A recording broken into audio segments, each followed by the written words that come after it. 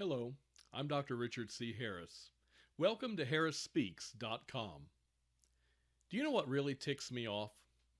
That we are 50 years into school desegregation, workplace desegregation, restaurant desegregation, and yet people still don't know how to communicate with people of other races.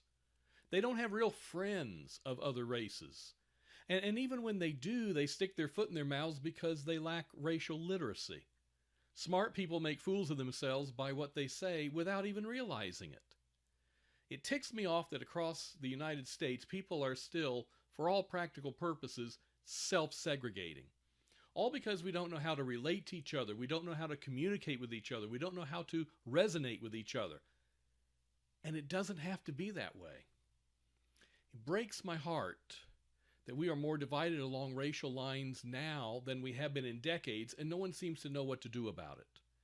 It breaks my heart that people are self-segregating and withdrawing into their own racial groups after all these decades of diversity training and desegregation efforts. It breaks my heart that yet another generation of our young people are being radicalized into white supremacy organizations just like I was when I was young. You see, I spent 4 years as a leader in the white supremacist movement. Now, that's a fancy way of saying I was a domestic terrorist.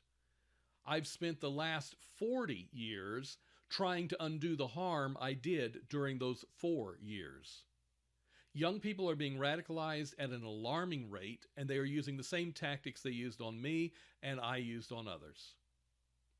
But because I believe we can and we must do better when it comes to bridging the gap between the races, and because I believe our diversity efforts have by and large failed across the board, I speak around the country on replacing the concept of diversity with what I call conversity.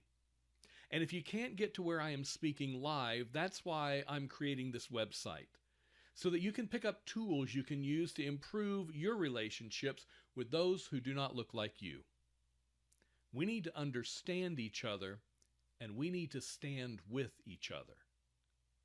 Now, some of these materials come from a course I designed and teach at the university where I am a communication professor.